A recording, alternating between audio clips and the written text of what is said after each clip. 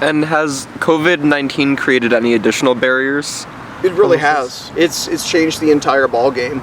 But that being said, with the social distancing order that's enforced through our new mayor, Lauren McLean, in addition to the shelter-in-place order enforced sometime in March through our new governor, Brad Little, that with at least 2 BPD officers that have come down with the Rona, they really mind that 6 feet of social distancing, and they additionally aren't after petty crime and aren't after for the criminalization of homeless that they would have been in a more socially adherent environment that wasn't playing part to the coronavirus. Does the camping ban exist here? The camping ban is interesting because it hasn't been on the books for very long, and as expressed through the appeals court of the 9th District, has met its own series of setbacks to regulate camping.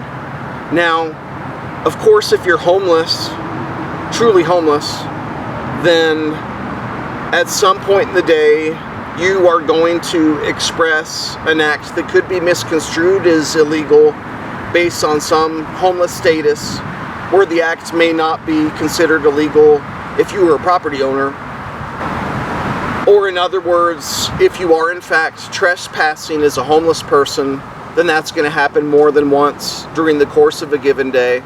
And if you're camping, you're additionally, as a homeless person, presumably doing that at more than one point in the day because you're homeless. So when I pay homage to the social phenomenon I refer to as criminalization of the homeless, a lot of these are status crimes that wouldn't be shared with property owners, because if they owned property, what they're doing wouldn't be considered a crime. And could you speak for just a moment about the criminalization of the homeless and how you've experienced that? I can. I have 200 misdemeanors in Ada County, and I have over 100 court appearances. I hate going to court. It's about as bad as having to go to the hospital for anything, even though I can thank the good Lord for my health most of the time.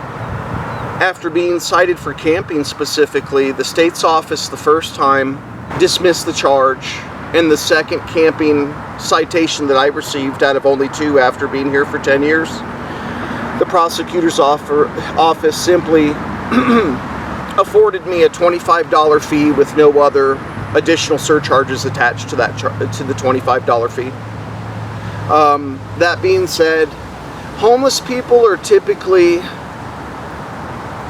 provided a level of visibility through law enforcement where they're afforded some leniency, but by the same token of appreciation, if homeless people are the only people on the street for that amount of time, then the aspect that law enforcement holds in correspondence with them is they like to follow them.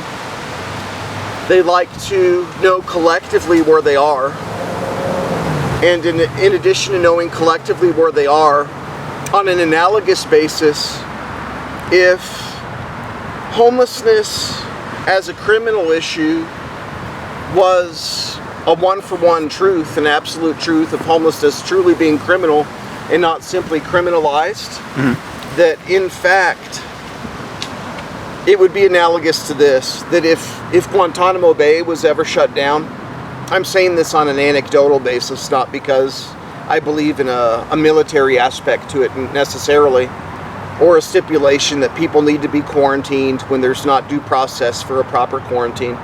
But if Guantanamo Bay was ever shut down, and it probably won't be, then the reason why the government would choose to shut it down is to follow the people that were previously there.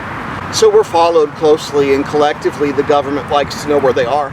In the past 10 years, I've experienced some detractorship from neighbors or some naysaying from neighbors who say that the prosecutor's office is eventually going to screw you for being homeless just over an extensive period of time. It sounds like the way you described it, in some cases though, it's kind of used as a way to like track the homeless and monitor the homeless. Would you, yeah. And in the criminal justice system, that's referred to as a laser policy, where once somebody is removed from an institute or a state-based institution or a criminal justice-based institution or Department of Corrections facility, that the government likes to follow them and know what's going on. Not simply for the recidivistic aspect of the chance that they're going to go back, but also to see who they're associating with and what their habits are. Anything else you want to add or discuss? I'd like to thank you, of course, for the opportunity for me to speak on it, because of course after 10 years I have some opinions, and based on my age primarily, again, maybe level of education, maybe race, maybe something else, but primarily based on age and the fact that I've done this for 10 years, I like to think that I hold an opinion that's accessible to other neighbors, to where they can experience some lift or benefit from it, and to where they can see it as a self-enriching process, to see based on some level of humanity that when you reach outside of yourself to actualize yourself in somebody else's shoes, then on a very humanitarian basis and on a very basic level, that we hold a lot of things in common that we can all find self-enriching. That was beautiful. Thank you. Thank you. Anything else? Okay.